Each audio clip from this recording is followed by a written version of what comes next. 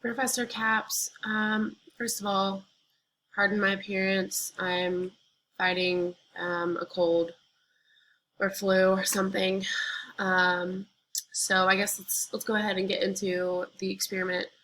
Um, I got a glass of water and put the gummy bear in the water, and in the normal water, the gummy bear expanded and got larger, and um, in the saltwater solution, I actually put probably too much salt, but I do know that it was fully saturated. In this solution, the gummy bear actually shrank, and this is a an example of osmosis.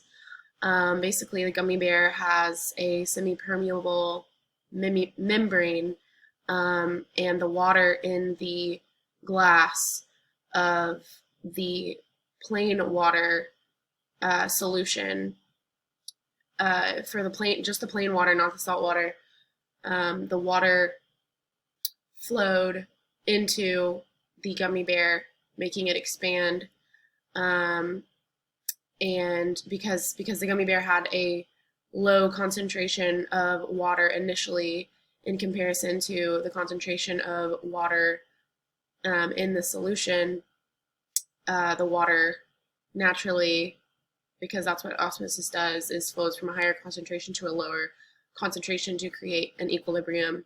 Um, and so in this is a hypotonic solution because there's less water in the gummy bear at the start, and the water is going to flow into the gummy bear to create a equilibrium between the gummy bear and the solution, so the solute in the solution.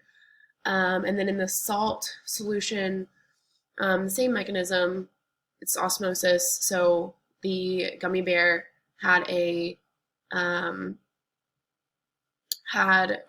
the water had a lower concentration than the gummy bear, and so um, since the gummy bear uh, had a lower, no, a higher concentration, the water flowed out of the gummy bear, leaving like the gelatin substance, and that's what made the gummy bear shrink and get smaller. I hope that I explained that well. I'm not sure if that is what was needed. I showed the glasses, the gummy bears. Um, it was osmosis, going from to hypotonic solution to um, equilibrium, and vice versa for the salt concentration. Okay, I think that's all.